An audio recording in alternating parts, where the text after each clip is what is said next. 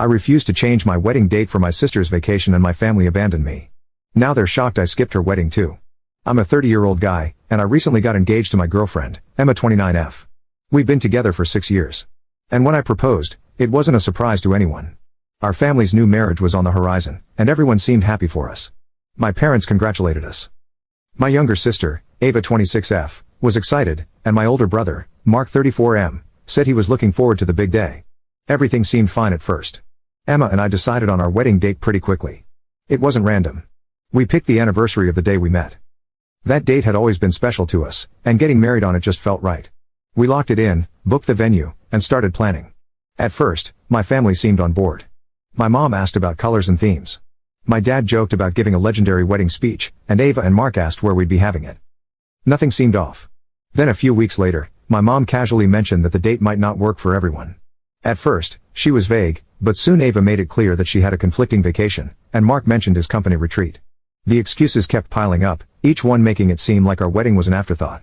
I brushed it off, assuming it was nothing serious, until Ava made it very clear that she had a problem with it. She told me that our wedding was scheduled during the week of her annual girls' trip, something she and her friends had been doing for years. She acted like this was a life or death issue, saying it was bad timing and that she didn't want to choose between her trip and my wedding. Emma and I were confused. Our wedding date had been locked in for months. Ava's trip was something she and her friends could plan for any time. It wasn't a work obligation or a family emergency.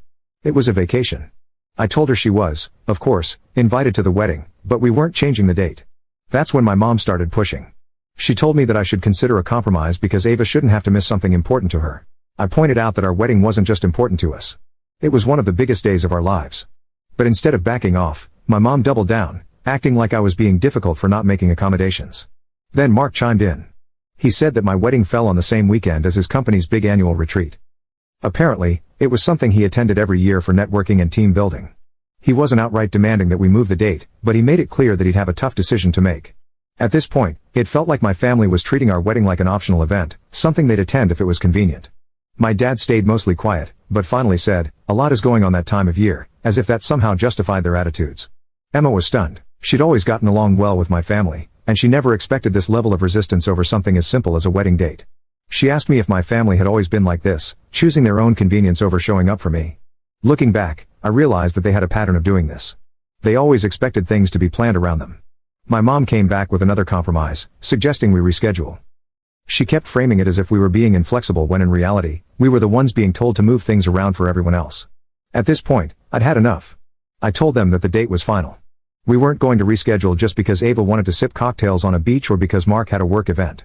We gave everyone plenty of notice, and they were welcome to attend if they wanted to, but we weren't going to change our plans to accommodate their schedules. Ava didn't take that well.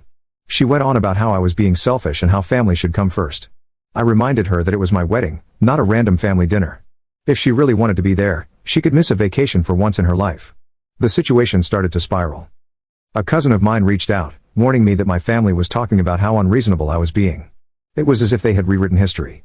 Suddenly, they weren't the ones who refused to prioritize my wedding. I was the one being difficult for expecting them to be there. Some people took my side, but others acted like I was causing unnecessary drama. Emma told me not to let it get to me, and she was right.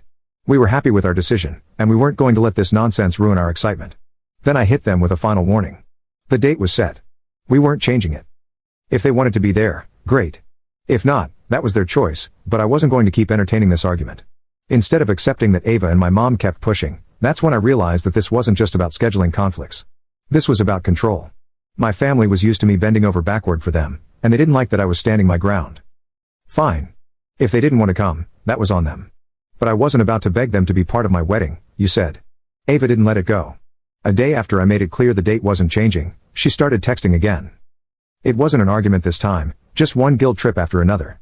She went on about how she had been looking forward to her annual trip for months, how she had already paid for everything, and how it wasn't fair that she had to choose between a vacation and her own brother's wedding. Every few hours, another message would pop up. She wasn't asking me to change the date anymore. She was acting like I had wronged her by not doing it. Then my mom started in. The messages weren't direct at first. They were subtle, almost casual. Things like family should always come first, and you'll understand when you have kids someday. But it didn't take long before she dropped the act and got to the real point. She thought I was being stubborn, and she was deeply disappointed that I was refusing to be flexible. Apparently, it wasn't just Ava who had an issue. She started mentioning other family members who were upset. No names,